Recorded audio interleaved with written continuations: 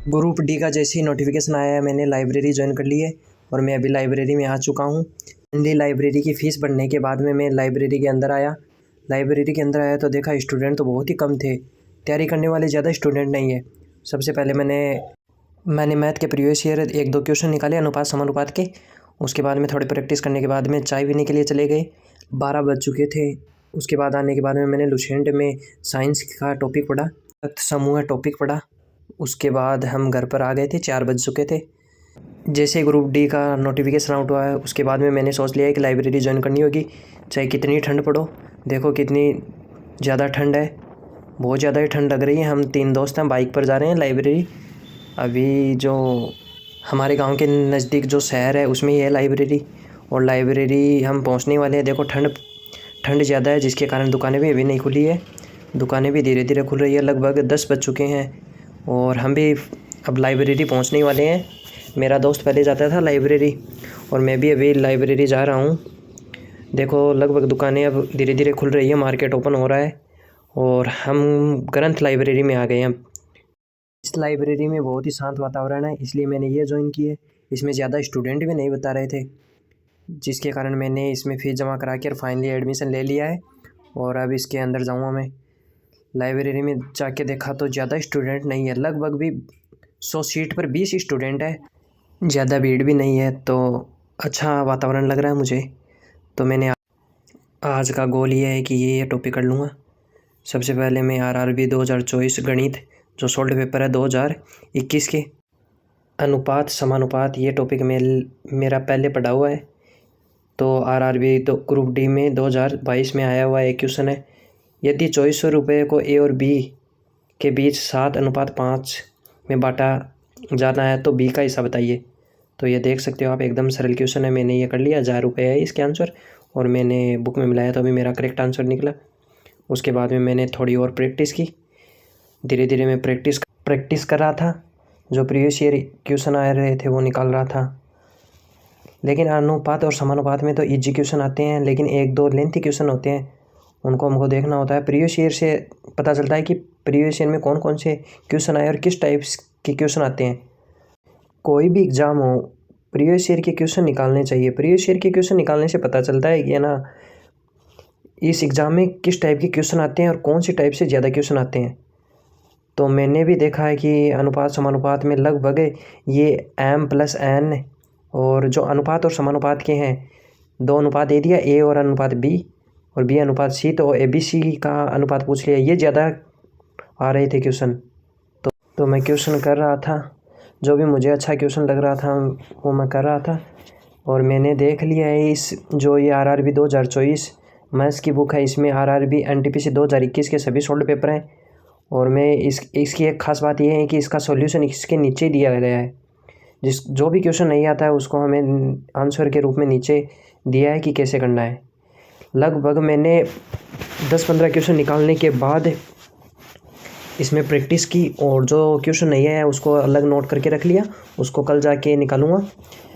और group D में तो है ना ज़्यादा लेंथी क्वेश्चन नहीं आते हैं। जो एनटीपीसी है ना, रेलवे जो एनटीपीसी लेती है 10th+2 या 10th+ जो ग्रेजुएशन लेवल पर, उसमें थोड़े लेंथी क्वेश्चन थे, वो मुझे नहीं आ रहे थे। तो मैंने 1-2 क्वेश्चन को नोट कर लिया और जो मुझे आ रहे थे उनकी मैं प्रैक्टिस कर रहा हूँ। ये बार बार प्रैक्टिस करूँगा तो मुझे अच्छे से आने लगेंगे।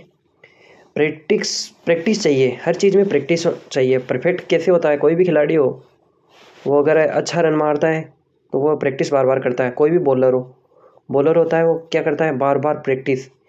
किसी भी की भी देख लो आप, बंदूक की प्रैक्टिस बार बार करोगे तो निशाना एकदम सटीक जाएगा। इसी प्रकार मैंने भी सोचा कि अपन भी प्रैक्टिस करते हैं, तो प्रैक्टिस मैंने बार बार की। हर जो क्वेश्चन नहीं आ रहा था उसको 1 बार नहीं, 2 बार नहीं, 3 बार किया।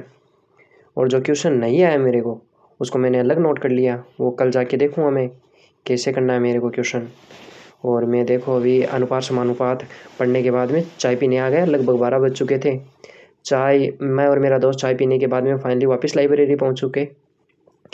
बाद में मैंने लुसेंट में जो रक्त टॉपिक है साइंस का वो पढ़ूंगा, क्योंकि ये रक्त है वो मेरा पहले पढ़ा हुआ है। तो उसका एक बार रिवीजन कर लेता हूँ वापस से कि रक्त क्या है, रक्त के बारे में कौन कौन सी कणिकाएं होती है, रक्त में क्या पाया जाता है, रक्त में सबसे ज़्यादा क्या होता है। देखो मैं रिवीजन कर रहा हूँ। लुसेंट की बुक सामान्य ज्ञान के लिए अच्छी है क्योंकि इसमें से ना शॉर्ट हैं, जो भी इम्पोर्टेंट चीज़ें फैक्ट हैं इसमें। तो मैं देखो मुझे तो अच्छी बुक यही लगी क्योंकि मैंने भी देखा था यूट्यूब पर कि है ना सामान्य ज्ञान के लिए कौन सी बुक पढ़ें, तो लुसेंट की अच्छी बुक है, इसको पढ़ना चाहिए। लगभग 3-4 बार मेरे को जो रक्त का टॉपिक है मैंने पढ़ा। 3 से 4 बार पढ़ने के बाद में मेरे को लगभग थोड़ा थोड़ा समझ में आ रहा था क्योंकि मेरा फर्स्ट डे था ना लाइब्रेरी का आज। तो मेरा थोड़ा वो मन भी नहीं लग रहा था लाइब्रेरी में। लगभग 6 से 7 घंटे हो चुके थे। अब मैंने रक्त टॉपिक पूरा पढ़ लिया। अब उसको मैं रफ नोटबुक में लिख रहा हूँ क्या मेरे को क्या क्या याद है।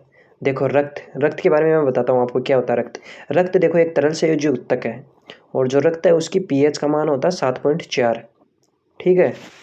और रक्त की पीएच का मान रक्त पुरुषों में तो है 5 से 6 लीटर के बीच और महिलाओं में आधा लीटर कम होता है 4.5 से 5 लीटर के बीच, ठीक है। इसका निर्माण रक्त का निर्माण होता है लाल अस्थि मज्जा में। रक्त का निर्माण कहाँ होता है, लाल अस्थि मज्जा में। और बच्चों में और वयस्कों में, बच्चों में तो होता है पलिया में या तिल्ली में, बच्चों में तो पलिया या तिल्ली में, और वयस्कों में होता है लाल अस्थि मज्जा में, ठीक है। अब देखो रक्त का संगठन, अपन पढ़ते हैं रक्त का संगठन कि रक्त किस किस से मिलकर बना होता है, रक्त में क्या पाया जाता है, ठीक है। रक्त में एक तो होता है प्लाज्मा और एक तो होती है रुधिर कणिकाएं। जो रुधिर कणिकाएं होती है उसमें WBC RBC प्लेटलेट्स ये होती है। प्लाज्मा होता है 55% और WBC होती है 45%। प्लाज्मा में क्या होता है 92% जल, 8% अन्य पदार्थ। देखो मैं ये मेरा जो मैंने पढ़ा है ना लुसेंट में से उसको रिवाइज कर रहा हूँ कि मेरे को क्या क्या आता है, और जो नहीं आ रहा है वो वापस से लुसेंट में देखता हूँ कि मुझे क्या चीज़ नहीं आ रही है। तो मैं अभी देखता हूँ मेरे ने कितना याद किया, उसको मैं रफ में लिख कर याद कर रहा हूँ। तो प्लाज्मा में क्या होता है, प्रोटीन होता है 7% और इसका रंग होता है हल्का पीला, हल्का क्षारीय होता है। अब देखो 8% अन्य पदार्थ में क्या होता है, प्रोटीन, फाइब्रोजन, रासायनिक पदार्थ भी होता है इसमें। और जो मेरे को याद है वो लिख रहा हूँ। प्रोटीन में एल्यूमिन होता है, एक फाइब्रोजन होता है, एक प्रोथ्रोम्बिन होता है। फाइब्रोजन प्रोथ्रोम्बिन का क्या कार्य होता है, ये रक्त में थक्का जमाती है, ठीक है, रक्त में थक्का जमाने का कार्य करती है। अब होते हैं RBC WBC और प्लेटलेट्स, ये रुधिर कणिकाएं होती हैं, आपको भी पता है RBC WBC प्लेटलेट्स। RBC होता है ना लाल रुधिर कणिकाएं होते हैं। इरिथ्रोसाइट, इसका क्या नाम है, इरिथ्रोसाइट, ये 50 से 55 लाख के मध्य होती है। और जो ल्यूकोसाइट होती है ये 6 से 11 हज़ार। और जो प्लेटलेट्स होती है 1.5 से 5 लाख के मध्य होती है। प्लेटलेट्स को थ्रोम्बोसाइट बोलते हैं। और जो RBC होता है ये इसका क्या कार्य है, ये O2 और CO2 का परिवहन करता है और इसमें हीमोग्लोबिन पाया जाता है। क्या पाया जाता है, हीमोग्लोबिन होता है। हीमोग्लोबिन में क्या होता है, आयरन होता है। और हीमोग्लोबिन एक क्या है, प्रोटीन है, आपको भी पता है। और प्लेटलेट्स रक्त का थक्का जमाती है। और देखो मैंने ये मेरे को जो याद था वो मैंने कर लिया। अब लुसेंट में मैं देखूँगा कि मुझे जो पॉइंट नहीं आ रहे थे वो वापस से रिपीट कर लूँगा। 1-2 बार रिपीट करने के बाद में ये शाम के 4 बज चुके थे और हम अब घर जाएंगे। थैंक यू देखने के लिए।